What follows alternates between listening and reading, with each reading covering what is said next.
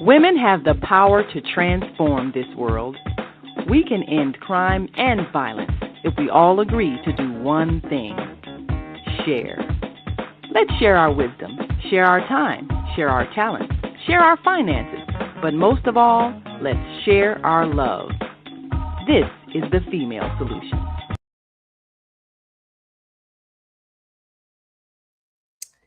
This is the Female Solution. I love how Sister Naima says that. And welcome. Happy Thursday. Thank you for joining me for another edition of Master Force with Shemsu-t. We are doing a series called Level Up, and this is the second edition of that series. So thank you for being here. I know that you can choose to be anyplace else, and if you're listening to the replay, I thank you for doing that too. I also would like to invite you, if you're listening on YouTube, to subscribe, comment, share, let other people know. I'm learning how to actually request that people support what I'm up to. I tend to actually just do the work, but I'm now asking you to make my work a part of your community, a part of your learning strategy. And this week, we're going to be talking about Mommy Teaches the Young Ninja. So we're moving into the family aspect of the curriculum. If you missed last week, I want you to, I invite you to go back and look at the curriculum, because it's about letting your wealth flow and opening your money blocks. Many of us tend to get into the hustle. And when we're in the hustle, we don't necessarily do the work to make ourselves available to receive. Most of our time we're shut down. And even if people give us ideas, we push them away because we're not open to receiving. So go back and look at that. And we've created an app around the book, Let Your Wealth Flow. And the book is called wealthmaster.group. That's the app. So if you type it into your actual browser, you'll see the app come up. You can actually buy the book from the app, but you can also interact with that app and do some of the work on there, because I don't want you to purchase the book if you're not going to do the work. And then if you do decide to purchase either the soft cover or the ebook, you can type in the discount code, which is a wealth flow. If you put in wealth flow, you'll be able to get $5 off either the ebook or the paperback. Okay, wonderful. So now let's talk about Mommy Teaches the Young Ninja. Now, this is a children's book, and it's geared towards 4 to 10-year-olds, and it's really supporting mothers to do curriculum with their children at home. The reason that we've created it like this is because many of us know that mothers are our first teachers, and even fathers now are our first teachers. So we want to support parents who are looking for new ways of reaching their children and giving them inner strength. This is that series. We've also created a website called Mommy Teaches the Young Ninja, and we've put on that website a curriculum for both parents and teachers, so that they can walk their children through this work and even use it in the classroom, right? So if you have a chance, take a look at that. Not if you have a chance. I'm actually appealing to you. Our children need this work. Okay, it is so important for them to learn how to understand their power on the inside. We've left our children very vulnerable right now, and they're really caught up in the matrix because many of us have not developed the capacity to teach spiritual awareness, and that is where this work comes in. So now, why does this series matter? because children need practical language for managing feelings, fear, stress, and change. Now, I actually created this work over 25 years ago when I was homeschooling my youngest son, Zakur.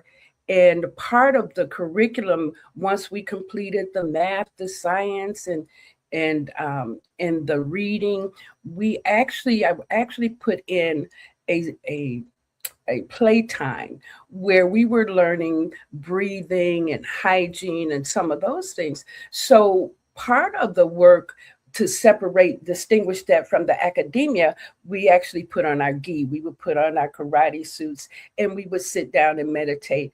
And then after I did this work with him, the idea came, why don't you create this series, so that other parents can actually introduce that to their children.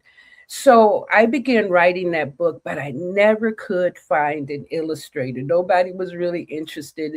It's so interesting when I look at how, I start things and nobody's ready for it. But here we are 25 years later, and people, not only are they ready for it, but it's required. It's required learning.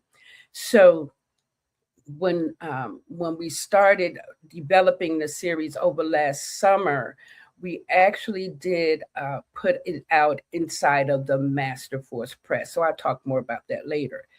But parents need simple tools to open meaningful conversations at home about these subjects. Teachers need engaging resources as well. So this series is to support both the parents and the teachers so that they can use these imaginative stories to work with their young people and help them to gauge the power that is within them, the power that is inside, right? And many of us, and I believe also as the parents work on this, they will also begin to develop increase their capacity as well. Okay. So now we have 6 core titles, right? And in the site and in the website, you'll be able to find all of them. And again, the website is www.mommyteaches theyoungninja.com, or mommy teaches youngninja.com. Take the out. Mommy teaches young ninja. And so you can learn emotional intelligence and resilience just listening to the stories. So how do we teach inner strength before the world has to teach it to them? We are losing so many of our children because they don't understand how powerful they are. Our children are extremely powerful. And we have to be able to let them tap into that power before they misuse it or become misunderstood because of it. All right. So give your children the opportunity to learn some things, and I'm sure you've probably already been teaching some of this, so it would just add to the things that you are teaching. So let's actually look at the different components. So we're teaching about breathing. Now, a lot of these concepts do come from, I have the Master Force International Leadership Academy, and we do teach these core concepts in many of our courses. I started understanding the importance of people learning how to breathe and calm themselves down when that fire happened at E2 many years ago. I watched on television how people were having heart attacks away from the drama because they could not calm themselves. And I knew then that needed to be part of the curriculum that I was teaching. And when we're teaching our courses, we actually have our coaches, there's components that we call it the portable curriculum. So teaching breathe to center is one of the most important and one of the first components that we teach, because when you can actually tap into your breath and still yourself, relax yourself, you will be able to have thoughts that come to you. You will be able to tune into your intuition. You will be able to lower your blood pressure. Can you imagine that in the height of a dramatic situation, that your breath will teach you how, will actually calm it down, not teach you. Now, if you do it long enough, it will become second nature. And that's what we would like to start teaching our children, how to go into their breath so that they can calm down. And then, of course, there is the next one. The second series is meditation. Meditation, again, is where we want to be able to have our children know that they can go into their mind and find stillness, where they can go into their mind and connect, right, with source, with God, with whatever you call that connection in your belief system. We want to teach our children how to tap into that. I know one of the most amazing things my mother gave me before she was put in a mental institution when I was 5, she taught me how to pray. She prayed with us every night, before we went to bed. You're the Our Father who art in heaven, right? And mommy laid me down to sleep. You all know all of those. But the other thing is, there was a parent that she would leave us with in the morning, that would send us off to school. And Miss Young had 3 of her own children. So my sister and I would join Miss Young and her children for prayer before we went to school, and then we would all walk to school together. But this woman would pray over us every day before we went to school, and then on Fridays she had a Bible study in her home, and in that Bible study she taught us how to seek truth. So these are ways that I learned how to introduce meditation into my life, because when my mother got sick, I had to find a way to tune into that source that she had introduced me to. And meditation was the way to do it. I don't know if any of you remember on public television, PBS, there was Lilia's Yoga in You. And at 14, I literally started sitting down, watching her. And especially, I went to Diet Middle School. And at Diet Middle School, we had school all year round. So we went to school for 14 days and we were off school for 15 days. And during those 15 days, I did a lot of yoga and meditation. And that's what got me really strong inside of the importance of it. I didn't know how much that was going to sustain me because of some of the other challenges that I would later face. But I really invite you to introduce meditation, a meditation practice with your children, with your family on a regular basis, so that they can understand that they are not alone. Even if parents aren't there, God is with them. The universe is with them. They are being sustained, but they have to know how to tap into that. And meditation is one of those ways of doing it. And then one of the books also is called, the topics is affirmations. Affirmations are used in so many different ways. I used to hear my family use this affirmation to the young men before my sons came along. They would say to them, you better watch yourself. You're going to get shot out there. That's an affirmation. That's an affirmation. Okay. So a lot of times we're planting negative seeds into the minds of our children and wondering why they end up hurt. We literally are planting negative seeds. So even when you say be careful, it's almost insinuating there's a fear that they have to be weary of. And so when you're being subtle and you're thinking you're teaching them something, that's not a powerful way of having them to be raised. Right. And so in this series, we're teaching how to use affirmations to tap into the inner strength, tap in to know that you have the power to be who you are. And it's okay for you to be a powerful being on this planet. It's okay for you to shine. That's what you're put here for. And as much as the world does not want to see that's who we are, it's okay for us to still do that. So affirm is one of the ones that we actually push. And then when we talk about visualization, this is probably my all-time favorite. And if you've listened to this show even once, you've heard me talk about The Power of Your Subconscious Mind by Joseph Murphy, and how I learned that visualization was directly tied to every cell in my body, and how I've used that my entire life to heal, to help others heal, to actually be able to go to school without having money, to actually be able to do anything. I've traveled the world. I've created businesses. I've sustained and did so many things where people would sit back and say, oh, as soon as I get the money, I'm going to do this.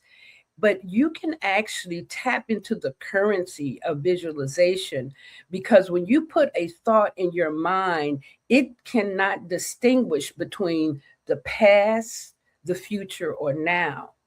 And that's why Eckhart Tolle in his book, he talks about the power of now, because really where you're going to focus is inside of this moment. And from this moment is where you're going to create.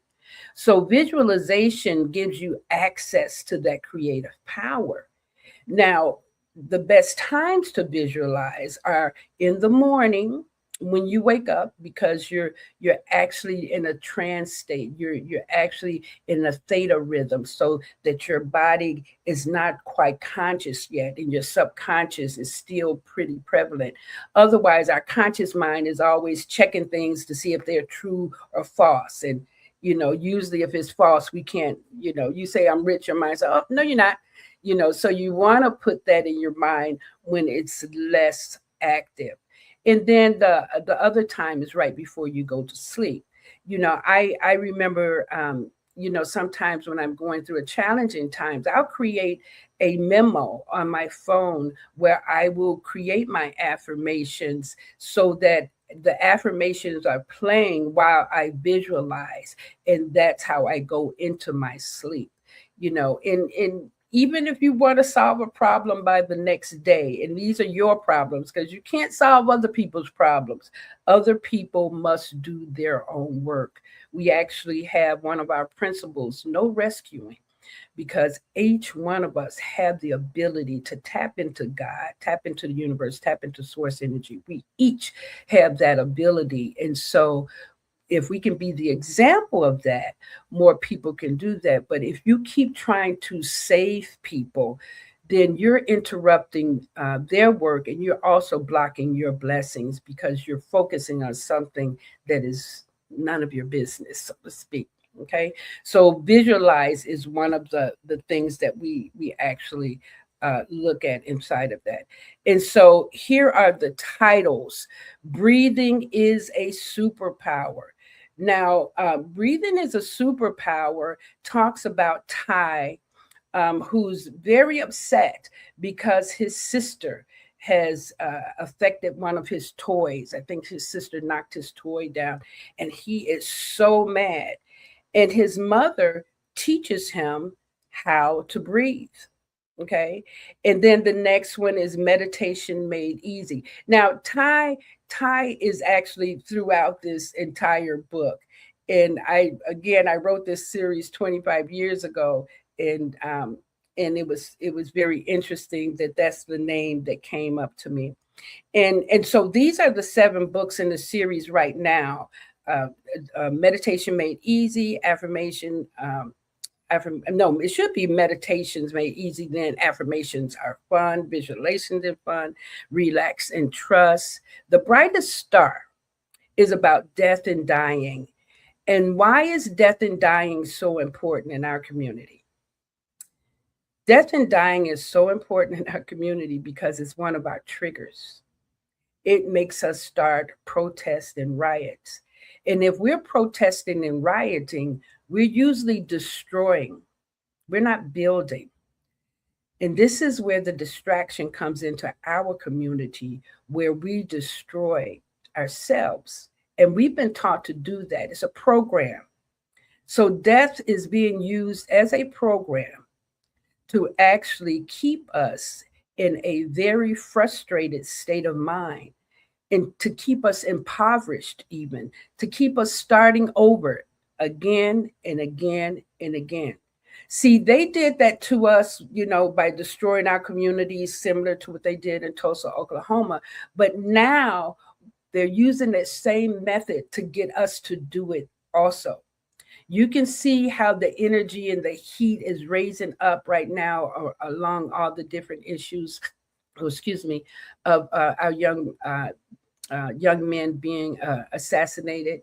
But that's because they want to take us off track. This year alone is a year for us to actually accumulate great wealth. But most of us cannot receive because we are angry. We are so angry, and we want to. You heard a lawyer say the other day, we have to protest it. These are all trigger words. It's triggers to take us outside of what we need to focus on. And what we need to focus on are ourselves, our families, and our communities. And I'm not saying we don't need to actually have a voice inside of what's happening, but we want to make sure that we're not being fed into an action that is riotous and destructive to our own community, because that has been what has happened in the past. Okay, so the brightest star talks about death and dying, and it talks about death not being the end of life. That we can literally access people better when they leave here because they're not confined to these bodies. Many religions and many cultures, especially in a Mexican culture, they teach their children about the importance of having their ancestors available to them on a daily basis. And these are some of the things that we want to make sure that we get back into, so that our children have the opportunity to develop themselves. Okay? And if we can actually do that, imagine a world where someone can die, but instead of us feeling so hurt by it and grieving so much that it takes us out of our jobs, suppose that we can actually release them in a celebration of life giving energy, where we can welcome them back into our space as spirit beings, as people that are able to participate with us, right? And be present to us. So, teaching our children about death and dying is very necessary. I remember in my own life, when I was 10, and my favorite cousin, Jimmy, he was actually murdered, shot in the head. And and going to the funeral was very devastating, but no one in the family talked to me about it. So when I sat on that front row and watched him in that casket, I had no idea what I was experiencing. But for years, I had so much resentment about him being put in that casket and it being lowered, shut down and then lowered into the ground. And I had no idea how to access that. But then one time I was with my friend in Puerto Rico, Teresa Lugo, and she said, and a guy came up to her and spoke in Spanish, and she said, "Who is that tall guy that walks behind her? Do you see that guy that walks behind her? And she's not wearing any amulet. She's not wearing any jewelry. Who does she worship that this guy is walking behind her?" And Teresa came to me and she told me what the guy said. And I said, "Oh," I said, "that's the spirit of my cousin Jimmy." I said, he has been with me my entire life since he left here. And he's always with me. So that's the kind of energy that we want our children to recognize, so that they're not out here trying to fight battles that they can barely win on their own. We want to give them the ability to know that we live in a world that is very magical. That's what the simple life gives us, a magical world, instead of chasing how much money. You ever notice that people equate you on how much money you have instead of seeing that wealth is also knowledge, wealth is also joy, wealth is also a beautiful friendships and relationships with people, with their friends and family. Travel is a form of wealth, but we've been told that how much money you have makes you more valuable than someone else. So a person with $1 trillion is far more valuable than someone who has the gift to share knowledge with others. And that's just not true. And we want to make sure that we're not putting that into our children's heads, that your worth is based on how much money you have, because their worth is really just based on who they are in the character that they develop. Because right now, if you have children that are taught to steal and take things from other people, that very act itself is telling the universe, I don't trust that you will provide. If you have to steal, you are telling the universe, I don't trust that you will give me what I need. So we want to make sure that we're giving corrective answers to our children. And then the last book is Back to School. It's a back to school. It's Ty's big adventure. And it's tied looking at, oh my goodness, now I'm going to a new grade. And you know how children feel about, well, I don't know. Do you remember yourself how you feel about going to the third grade or fourth grade or whatever? It was exciting, but it was also scary because you didn't know who was going to be in the class. You didn't know who the teacher was. So this is a nice book to have to share with your children, to get them prepared for the school year, where they can actually talk about the anxiety that they may be feeling. Okay, so that's very important, to have our children be able to say what they're feeling inside. Can you identify your own anxieties? I mean, most of us don't even know how to have the words for it. Let me see, I have a comment here. So glad to see you're teaching on transition and how to prepare for it. That's right. Thank you. My guest on Monday Morning Mindfulness returns for part 2 on hospice and listening and dying. Yes, indeed. That is so important. At Masterforce, we actually do a certification class in death doulas. And we started that in 2020 because so many people were checking out because of COVID. And then people were dying without their family present.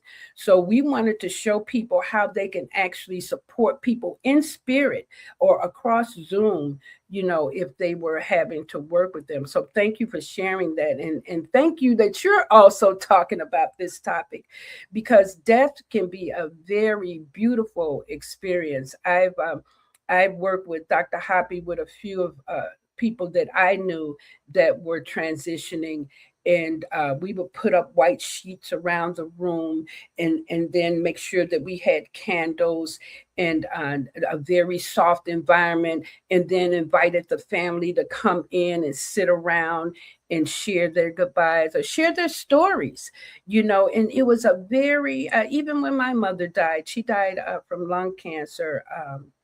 I believe it was in 2005. And she actually, we sat around the hospital and we ordered food, and everybody was there sitting around talking and laughing. And we were laughing at her because she's in this oxygen tank trying to make somebody give her a cigarette. And people like, you can't even smoke a cigarette. So, but her last days were spent with us being there and really sharing her life stories with everyone else. So thank you, and thank you for saying that. So we're going to take a short commercial break, and when we come back, we will talk more about this series. So let us tap in. And if you need to go and get you some coffee, I know I need to take a swig of mine. I'll be right back. Have you seen all the solar farms popping up everywhere? You know, the big fields with the solar panels. There's one in our community. They produce electricity using the clean energy of the sun to send to the power grid to reduce our energy costs. Because not everybody can get solar panels put on their roof the way I have, but everybody can enroll for free to share the energy produced by the solar farms. That's why they were built. You know you're supposed to be getting a 10 to 20% savings on your bill for that, right? Illinois has a goal to transition by 2050 to 100% clean energy. So everybody needs to be connected. People in other communities are already getting their savings. So I'll be by to see you because they want to make sure you get your savings as well. It just takes a few minutes. I'm Naima Latif. Call me if you have any questions. 312-849-3456. Yes, so you guys be sure that you call Naima Latif and make sure that you're able to actually get in on learning about this information. And again, we tend to be the last ones to actually get on board with what's happening, right? So let's get on board with what's happening now and allow ourselves to tap in. Now, this is actually the website that we created to go along with the actual books. Okay, and the reason that I love this website, again, you have my cute little guy there reading a book, and then here you can buy the book or you can learn. So there's different ways for people to move through it. Now, I want you to know that we actually do have a lot of information on this website, and you can go to each of the books, and it again it taps into where you can purchase the books. And we have here, Breathing is a Superpower. Not only do we have the book, but we also have an activity book so that children and parents can work through some of the activities on a regular basis, because children like to have achievement, right? So we give them the option to do that. Now, if you look up here, we also have for parents and teachers. So for parents, we have a different set of actual blogs that they can look at. The blogs are important because sometimes as parents, we don't realize that we're actually moving the information that we learned from our childhood. We're just passing it on without examining it and making sure that we're checking ourselves, right? So here, this one is called 10 Ways to Unbully Your Child. And it's giving parents an idea of how some of the things may be affecting their child's life. So it's just another way of getting, another concept. I don't know. When I grew up, one of the things that was so adamant in our childhood was don't talk about what's happening in the house. Don't you tell people our business. So nobody talked about what was happening. So you thought that what was going on in your house was the same thing that was going on in everyone else's house. And that's not always the truth. So we want to actually begin to share information in a way that people can begin to look at themselves.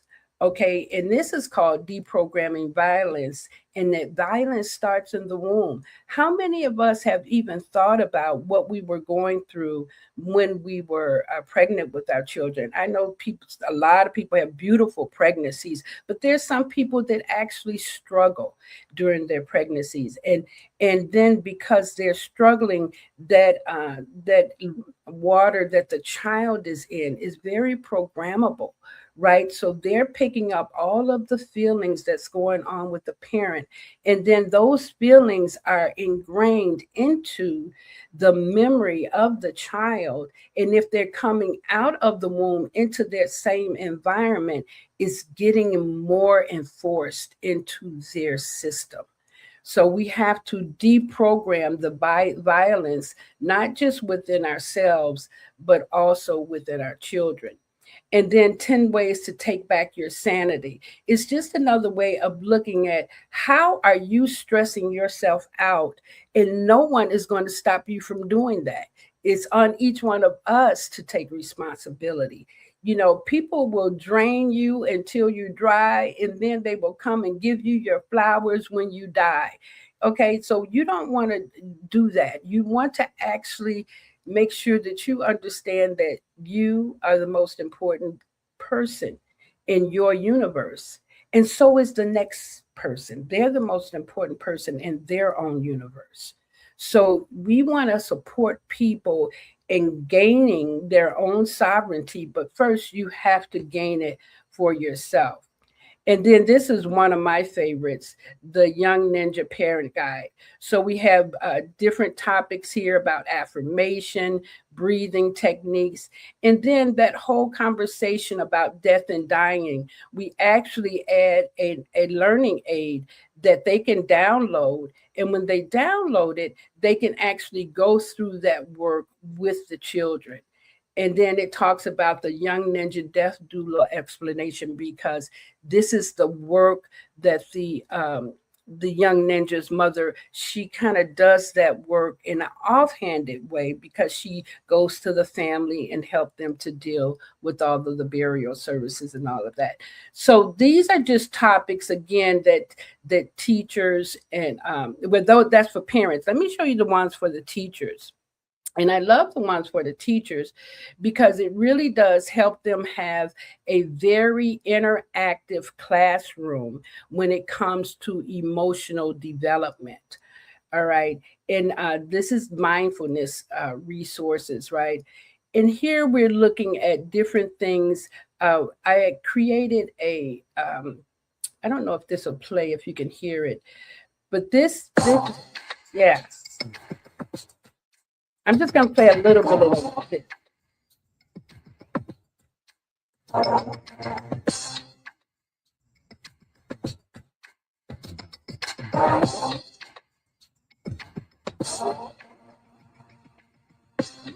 I believe in my ability to learn. I believe in my ability to learn. Now, just imagine if that's the way that we teach our children how to learn. I remember my daughter when she was in high school. I got called up to the principal's office because she told the teacher that the teacher said to the classroom, "Okay, I'm getting ready to teach you something new. Now, I know it's going to be hard for you to learn." And my daughter said, "Excuse me, why would you say that to us? Why would you start off saying that it's going to be hard for us to learn? Because you're actually telling us that it's going to be hard, and that's going to make it hard." And the teacher was livid. She did not like that my daughter challenged her. And I told my daughter, I said, "Well, maybe you should have pulled her to the side." And she said, "Well, I wanted all the kids to know that she shouldn't have said that." But this is how we start off with the programming. You're going to teach a child something, and the first thing that you say is, "I know this is going to be hard." What do you think that creates in the child? It creates a fear of failure immediately. And especially if they're challenged to learn, they're going, "Oh, wow, I know I'm not going to get this." No, you have to actually affirm the child, because the brain, listen, I don't care what you tell the brain to do, it's going to try its best to do it. It's not going to challenge you. It's not going to say no, no, no. It's going to say, "Okay, let me make that happen." All right, so that's one of those. Now, this one is very cool, because the this is what we tell the teachers to actually share with their students, so that they can get their children to be part of the young ninja, right? The whole code of conduct. Can you imagine that? Teaching your children that I am a young ninja, strong and true. So these are some of the things, again, that we want our children to participate in, that's not necessarily shared. And then other things here, we have a coloring books, a coloring series here, so that they can actually color the young ninjas. They just download them. And then we have the actual, these are just short videos. That's I good. am strong. I am focused. I remember to breathe. BREATHE.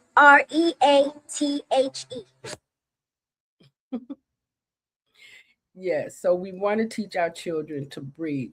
And again, we have the curriculum here for each one of the actual courses or books. So we have a curriculum for the Young Ninja. Breathing is a, breathing is, oh, I know what that is. Yeah. Breathing is a superpower. So what the teacher can do, she can actually pull the breathing is a superpower up and literally work on sharing each step, and it shows step-by-step instructions. It gives the core educational objectives, what to do on day one, and this one is for K through fifth grade. All right, so this is a very good series. So go out there again. It's mommyteachesyoungninja.com. I can tell you may not be able to see the downloads that I'm pulling up, but it really is a way for us to introduce this curriculum into the classroom so that our children have a better opportunity or a better chance, to survive this life. I mean, what's happening right now is very crucial. We're at a very crucial time, and we want to make sure that we're supporting them and getting what they need. Okay, and part of that is us actually, giving them access to it. How many of you wish that you had access to different things like this? Okay, wonderful. So now let us continue the conversation, and let me look and see, do we have any more questions? So one of the things that I love about teaching this series is that it really gives me a chance to help parents build a home practice. And again, we talk about how parents are our children's first teachers. So imagine that if a parent have not learned the importance of breathing to center, how can they teach that to their child? So on the website, it's giving the instruction, and now the parent is actually learning along with the child. And this is free. They don't have to pay for this curriculum. We do have a summer program that actually has some other sources for them to use, and I think that's $25, but they can get that on the Master Force Leadership Academy website. But here, if you just go to Mommy Teaches the Young Ninja, you can actually begin to share with your student, with your child, but you get to learn as you go. I ran into one of I used to teach Master Force curriculum at the UCW campus in Woodlawn, back in 2008, 2000, 2009, 2010. And I was teaching this, doing meditation sessions. We would go outside and meditate. And that was one of to be in the courtyard with a group of students sitting around you meditating. One of the most beautiful things. And one of the guys, when I would run into them, I ran into a couple of them. One of them said, Miss Stewart, um, I used the practices that you taught me to heal the pain that was in my back. He said, and now every time something comes up, I'm able to heal it just based on meditating and visualizing. And I'm sure I said a lot more than that to them on that, doing those courses, but imagine that those two things has helped him to have power within his own body. And then I ran into another young man who he wanted to play football, and he couldn't play football or sports because he had asthma. And he said, Miss Stewart, I want you to know that I can play sports, and I've been able to suppress the asthma, and because I start drinking alkaline water and breathing, and I can take deep breaths now. That, to me, is a huge form of wealth. Two people, and I'm sure it's more than that, because when you share something with people, they might not ever get back to telling you thank you, and that's not why we do it. We share because this is our gift and this is what we're giving, and some people will get it and some people will not. But imagine being able to share this with a child and then them adopting that into their life, ongoingly. That's a beautiful thing.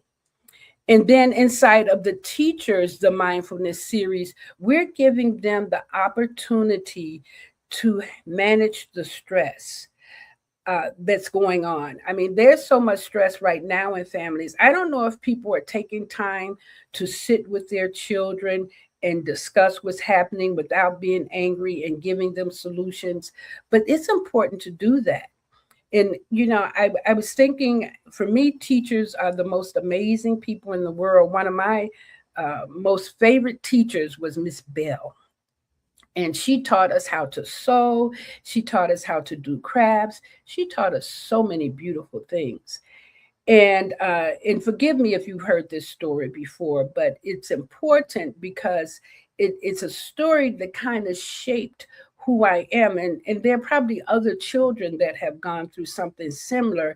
And if you're not a parent that taps into your child, you want to make sure that you're at least debriefing with them on a regular basis so you can understand what other people are saying to them or about them. But it was at my 20-year class reunion that one of my classmates came up to me and she said, did you ever tell Miss Bell that my stepfather put his hands inside of your underwear? And I didn't remember saying that. I said, well, I probably did. If it happened, I probably did. I said it happened, I probably did tell her that.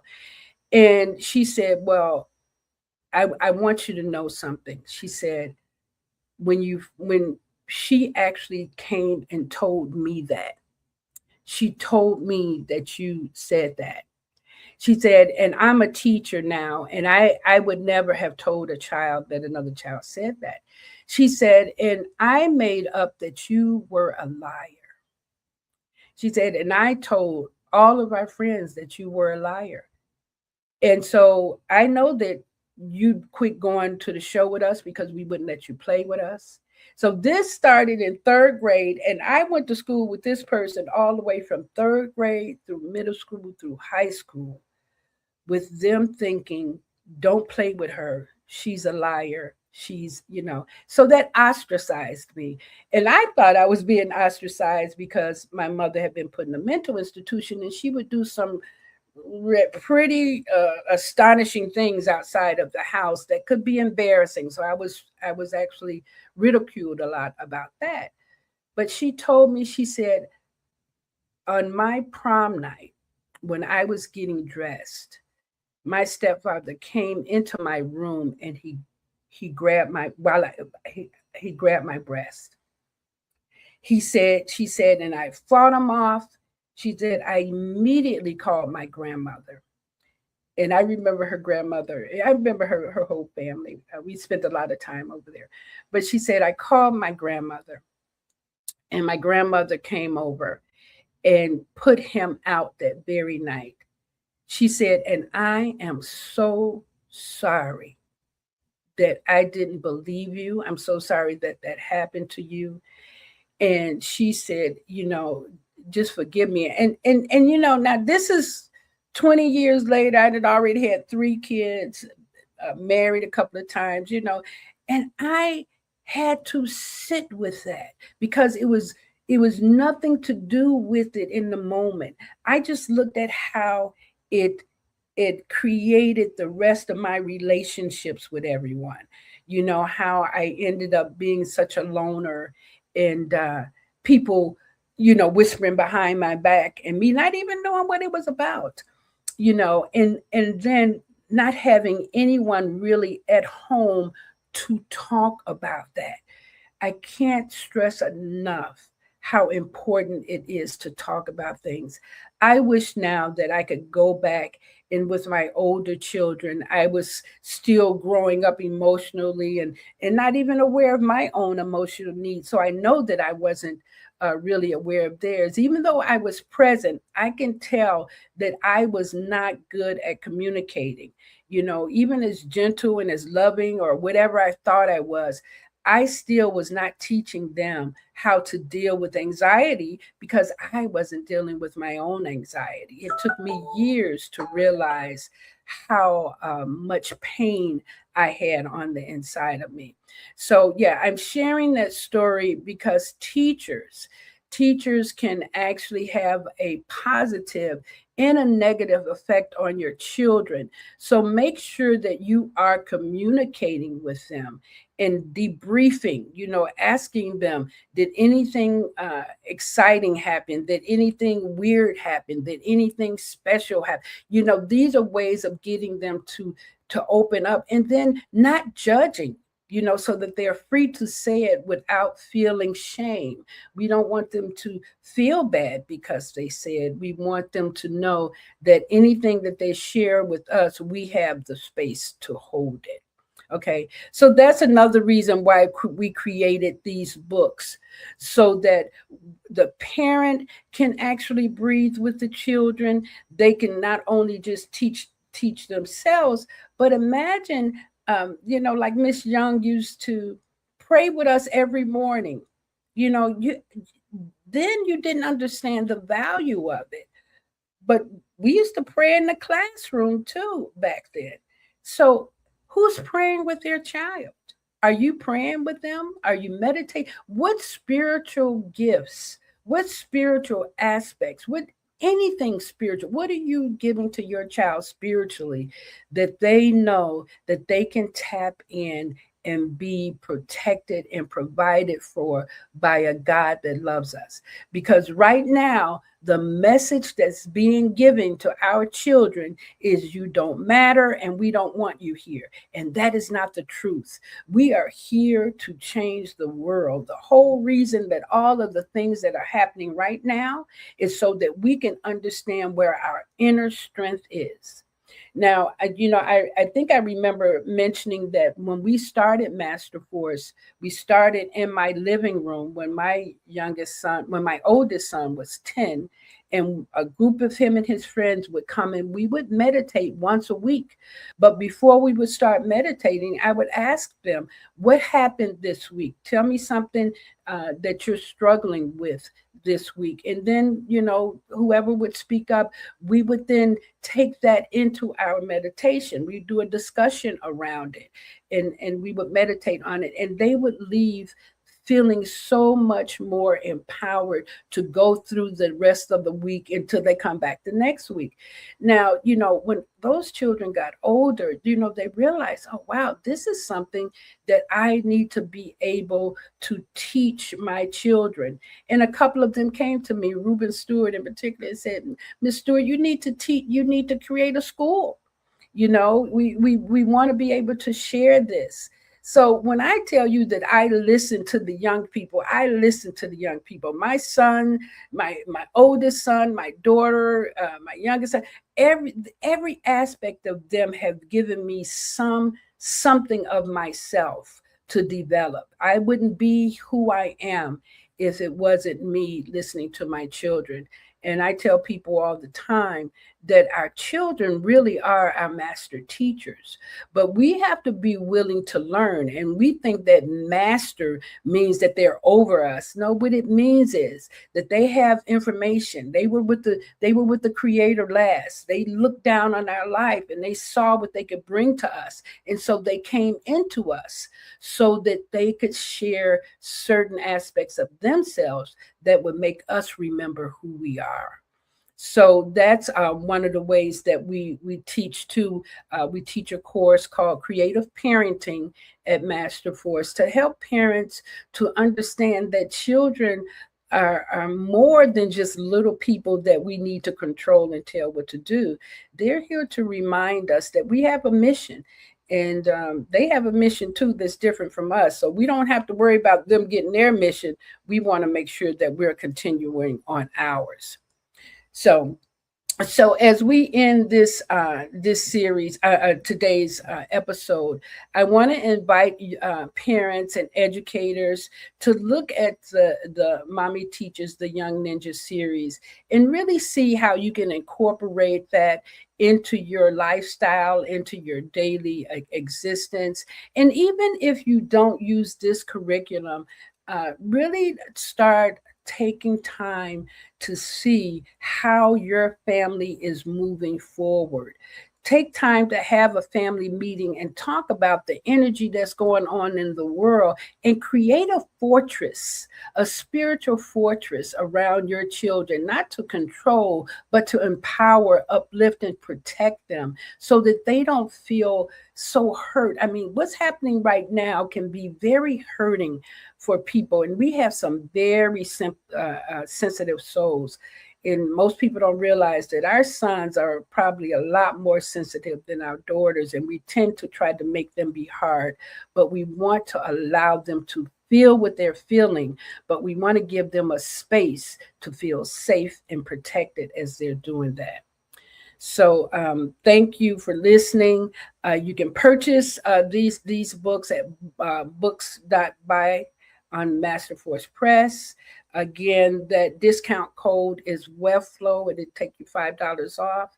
And then you can visit the website at mommyteachesyoungninja.com. So thank you for joining me today. I really appreciate being here, and I look forward to seeing you next week. All right. Thank you.